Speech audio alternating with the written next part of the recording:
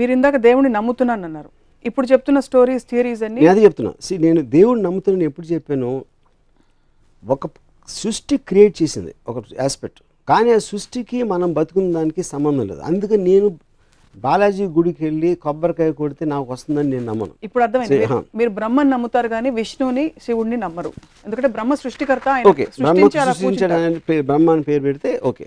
Yeah, విష్ణుని శివుడిని నమ్మరు. అంటే ఒక ప్రిజర్వర్, ఒక డిస్ట్రాయర్ లాంటి ఒక రెండు మైథలాజికల్ క్యారెక్టర్స్. ఇప్పుడు అదే మైథలాజికల్ క్యారెక్టర్స్ అనేది కరెక్ట్ వర్డ్. అది ఎలిమెంట్స్.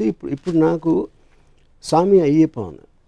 ఇప్పుడు విష్ణువు ఒక దేవత రూపంలో వెళ్ళి వాళ్ళు ఆ మర్దన చేస్తూ ఉంటే తనని చూసి మోజుపడి శివుడు had sex with her. That is Ayyappa story what I heard, you know. So అంతకన్నా రిడిక్యులస్ ఎలిమెంట్ అని దాన్ని చూసి, అంటే ఇప్పుడు మీరు ఏదైనా చూడండి దేవుడి స్టోరీస్, మీరు డీప్గా వెళ్తే మీరు అసలు ఆశ్చర్యం వేసేస్తుంది. అసలు అలాంటి స్టోరీ అంటే వాళ్ళకి తెలుసా తెలియనా అది ఇగ్నోర్ చేస్తారా. ఇప్పుడు బాలాజీ స్టోరీ ఉంది. ఓకే, బాలాజీ వచ్చే ముందు ఇంకొక చిన్న ఎగ్జాంపుల్ చెప్తాను. నేను ఒక ట్విట్టర్లో ఒక ట్వీట్ పెట్టాను గణపతి టైంలో. పురాణాల గురించి మనం ఎలాగో మళ్ళీ మాట్లాడతాం. ఐ థింక్ ఇట్స్ ఇన్ దేవుడు కాన్సెప్ట్ వాట్ ఐఎమ్ టాకింగ్. అంటే నేను అనేది దేవుడు అంటే ఏంటి, మనం భగవంతుడిలా కొలిచి పూజలు చేసి తన మొలాన మనకు వచ్చేస్తున్నాయి అనే దాంట్లో వాళ్ళందరి డెఫినేషన్ ఉంటుంది. అవును, బ్రహ్మ అనేది ఒక కాన్సెప్ట్, కానీ బల్క్ ఆఫ్ ద పీపుల్ దేవుడిని పూజిస్తారు, వినాయకుడిని పూజిస్తారు, బాలాజీని పూజిస్తారు, అయ్యప్పని పూజిస్తారు. So I think they are in the same category. Varma గారి అభిప్రాయం దేవుడి గురించి అంటే ఆయన ప్రపంచాన్ని సృష్టించి వదిలేశారు, ఆయన పని అయిపోయినా ఆయన మూలను కూర్చున్నారు, అంతేనా? మనం అంటే ఇప్పుడు చీమలు ఉన్నాయి, దోమలు కూడా ఉన్నాయి, గొంగుళిపూర్లు ఉన్నాయి, బొద్దింకలు ఉన్నాయి. బొద్దింకలు ఎందుకు క్రియేట్ చేశారు? మనకి జలుబిచ్చే వైరస్ని ఎందుకు క్రియేట్ చేశాడు? మనిషిని క్రియేట్ చేసాడు, ఓకే, మనకు బాగానే ఉంటుంది కాబట్టి మనకు బాగానే ఉంది. బట్ అన్నిటినీ కూడా ఆ సృష్టి క్రియేట్ చేసింది. మీరు సినిమా కానీ మనిషిగా నాకు బొద్దింకలు దోమలు ఉండటం నాకు ఇష్టం లేదు. కానీ సృష్టి క్రియేట్, ఎందుకంటే నాతో సంబంధం లేకుండా తన ఇష్టం వచ్చినట్టు రకరకాల జీవరాశిని సృష్టించి పడేసాడు దేవుడు. ఓకే, సో అప్పుడు ఆ దేవుడికి నన్ను ఒక్కడనే బాగా చూసుకో, మిగతా అందరినీ పక్కన పెట్టేసి మిగతా జీవరాశిని అందరూ నాకు ఎందుకు అని కొబ్బరిగా కొట్టేస్తే నా పని చూసుకో అనే మనస్తత్వాన్ని దాని గురించి మాట్లాడుతున్నాను. సో ఇది భక్తులతో మీకు ప్రాబ్లం, దేవుడితో కాదైతే మీకు 100% మీకు భక్తులతో ప్రాబ్లం. రెండోది, మీరు జీవరాశులు ఎందుకు జలుబిచ్చే వైరస్ని క్రియేట్ చేస్తారంటే మీరు సినిమా తీస్తారు, కేవలం ఒక పోలీస్ని పెడితే సైకో మీరు సినిమా తీయచ్చు, మీరు సీరియల్ కిల్లర్ మీరు సినిమా తీయచ్చు. పోలీసులకు పని ఇవ్వాలంటే సీరియల్ కిల్లర్స్ ఉండాలి. కరెక్ట్. అలా మీకు పని పెట్టాలంటే, మనకు పని పెట్టాలంటే దేవుడు అన్ని రకాల జీవరాశుల్ని పెట్టి ఒక it's a play of various characters. You are speaking for him. What his intention is I don't know. You are putting words into God's mouth. Yeah. So, but it again still my answer stands for it. Whatever his intention is, he created. ఏది స్పెషల్గా చూడాల్సింది దాని అవసరం దానికి లేదు, at least ఆ ఉద్దేశం లేదని చాలా క్లియర్గా తెలిసిపోతుంది.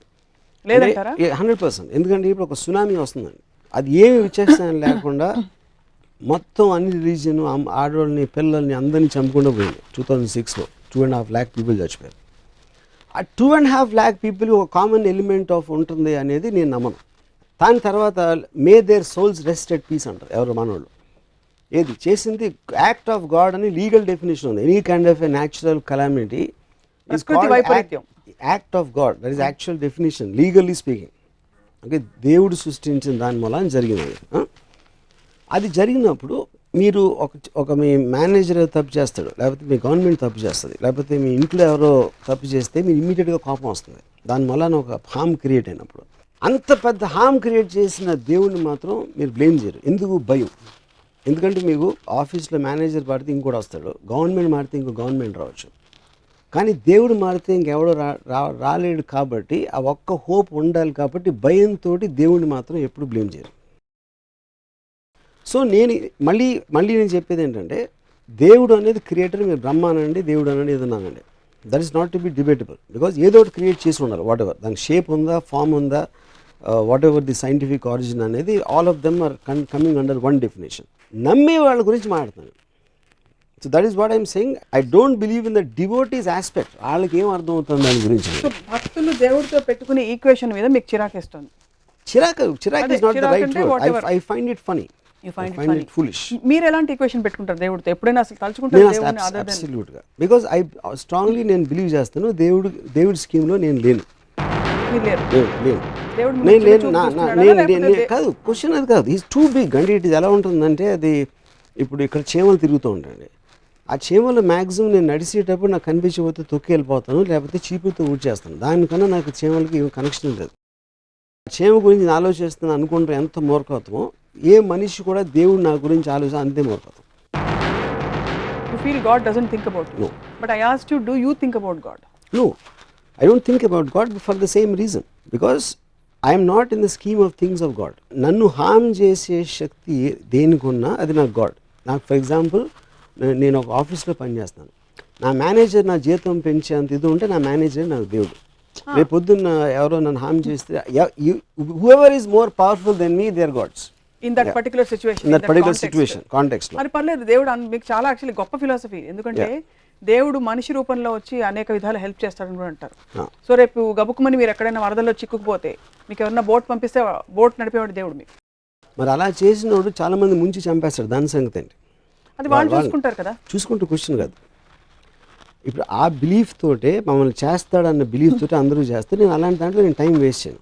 నా కెపాసిటీలో నేను చేయగలిగితే చేస్తాను, కానీ ఎవడో వచ్చి ఏదో చేస్తాడు అనేది నేను నమ్మను. అది నేను చెప్పేది. చాలామంది చాలా బలమైన వారి అనుభవాలని పబ్లిక్గా చాలాసార్లు చెప్పారు, పుస్తకాలు రాశారు. దట్ నాకు దేవుడు కనిపించాడు, నేను ఇలా కోరుకుంటే ఇలా అయింది నాకు, లేకపోతే నేను ఇలాగా 7 వారాలు ఉపవాసం ఉన్న తర్వాత దేవుడు నాకు ఇలా మార్పు వచ్చింది. వాటన్నిటిని ఎలా ఎక్స్ప్లెయిన్? ఇప్పుడు మా కజిన్ ఒకడు నాకు చెప్పాడు, రామ అంతకుముందు నేను నమ్మేవాడిని కాదు, ఒకరోజు నేను సముద్రంలో ఈత కొడుతూ ఉంటే ఆల్మోస్ట్ చచ్చిపోయాడిని, లోపల కరెంట్ లాక్కి వెళ్ళిపోతుంది, మళ్ళీ సడన్గా ఏదో మిరేకిల్ జరిగి నేను బయటకు వచ్చేసాను, అప్పటి నుంచి భక్తుని అయిపోయాను అన్నాడు. అప్పుడు నేను ఆడితే ఏమన్నానంటే, అప్పుడు వాళ్ళ నోటి దగ్గర కూడి చెడగొట్టినందుకు చేపలని నాస్తికులు అయిపోవచ్చా అన్న. ఎందుకంటే నువ్వు చచ్చిపోయింటే ఆ చేపలు నేను తినేసి, చేపలు కూడా జీవులే, అవి కూడా భగవంతుడే సృష్టించాడు. అలాంటప్పుడు నువ్వు నోటి దగ్గర కూడి తీసేసినట్టే కదా దేవుడు నేను బతికేచ్చి. సో నీకు పార్షియాలిటీ చూపించి వాళ్ళకి అన్యాయం చేసినందుకు ఆ చేపలని నాస్తికులు అయితే కరెక్టా అన్న. సో పాయింట్ అనేది, ఏది జరిగినా someone will benefit, someone won't benefit. మీరు తిరుపతికి వెళ్ళి నాకు ₹1,00,000 డబ్బులు కావాలి మీరు చేసేని కొబ్బరికాయ కొడితే ఆ ₹1,00,000 ఎవరు జేబు నుంచి వస్తాయి, పుట్టిరావు, అది మళ్ళీ క్రియేట్ చేయరు ఎవరు. సో ఒకటి లాభం ఇంకోటి నష్టం అవుతుంది, ఇంకోటి లాభం ఇంకోటి నష్టం అవుతుంది. So that is the order of nature and balance. బాగుంది, అంతవరకు ఓకే, కన్విన్స్డ్. ఎవరికి లాభం ఎవరికి నష్టం అనే అంశాన్ని వాట్ గవర్న్స్ ఇట్ మీ దృష్టిలో? ఆర్డర్ అనే నష్టం అనేది మనం సెల్ఫ్ క్రియేటెడ్ దాంట్లో చేసాం. మనుషులు ఒక పర్టికులర్ టైంలో యానిమల్స్, దాని నుంచి ఒక ఫేజ్లో ఒక సోషల్ ఆంప్లెక్స్, చేమల నుంచి మనం complex and more advance form అవ్వచ్చు. ఒక సోషల్ ఆస్పెక్ట్లో రూల్స్ రెగ్యులేషన్స్ పెట్టుకుని సోషల్ వాల్యూస్, రిలీజియన్ ఇలాంటి ఆస్పెక్ట్స్ తోటి మనం నిర్ణయిస్తాం మంచి చెడు, కష్టం నష్టం అనే అదే complexity of society. That is not directly related to God. ఎందుకంటే జంతు జాతిలో బలంతో చంపుతాయి, దానికన్నా కాంప్లెక్స్ ఉండదు. కానీ ఇక్కడ మనకి వేరియస్ లాస్, కానీ లాస్ అంటే లీగల్ అంటలేదు, మనకు స్టిపులేషన్స్ ఉంటాయి, మనకు ఉన్న సోషల్ ప్రోగ్రామింగ్ ఉంటుంది, వాటన్నిటి మూలాల నుంచి మన ఆ ఆస్పెక్ట్ వస్తుంది. కానీ that is not directly related. ఆ సొసైటీ మనం ఫామ్ చేసాం కాబట్టి ఇప్పుడు ఇంత అడ్వాన్స్ అయ్యాం. But I don't think that is related to God. It's not related to God. అంటే నేను మళ్ళీ అంటే అదే, ఇప్పుడు యానిమల్స్లో ప్యాక్ యానిమల్స్ ఉంటాయి.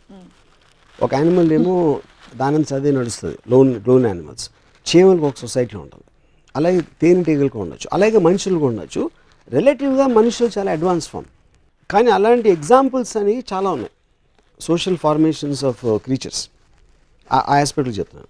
మళ్ళీ ఐల్ గో బ్యాక్. నాకు ఇంకా అర్థం కాలేదు ఒకటి, ఎవరికి న్యాయం జరగాలి ఎవరికి జరగకూడదు అనేది డిసైడ్ చేసేది న్యాయం అన్యాయం అనేది. అంటే దాని గురించి నేను చెప్పేది న్యాయం అన్యాయం అనేది. నేను ఎక్కడో కొట్టుకుపోతున్నాను, నేను చచ్చిపోతే ఇప్పుడు పులి జింక వెనకాల పరిగెడుతుంది, జింకను పట్టుకోగలిగితే తినేస్తుంది. అది ఉట్టి కేవలం కాదు, అది ఉట్టి కేవలం తన బలం.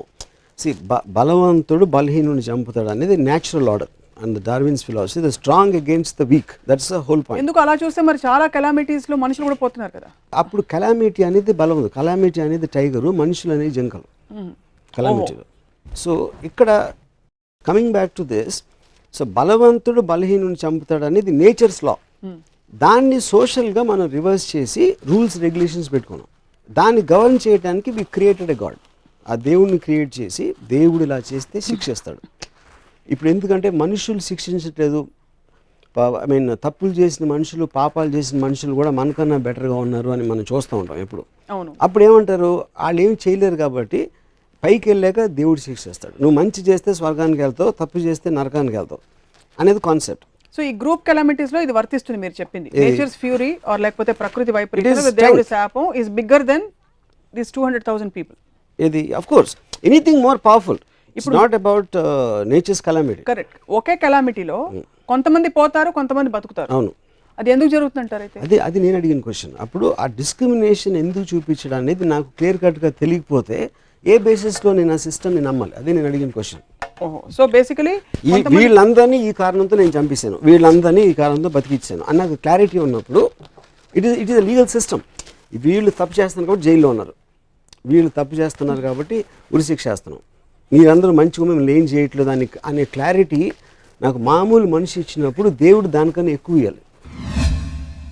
దేవుడు మనిషిని క్రియేట్ చేశాడు నాకు తెలియదు, కానీ మనిషి మాత్రం డెఫినెట్గా దేవుడిని క్రియేట్ చేశాడు. మనిషి ఎవరిని క్రియేట్ చేశాడు? బాలాజీని క్రియేట్ చేశాడు. పురుషులకైతే రంభ కౌగిళ్ళు ఉన్నాయి, ఆడవాళ్ళకి ఏముంటుంది? వాడు బ్యాడ్ స్క్రిప్ట్ రైటర్ అయితే ఆ గాడ్కి బ్యాడ్ స్టోరీ ఇచ్చాడు, గుడ్ స్క్రిప్ట్ రైటర్ అయితే బెటర్ బ్యాక్గ్రౌండ్ ఇచ్చాడు.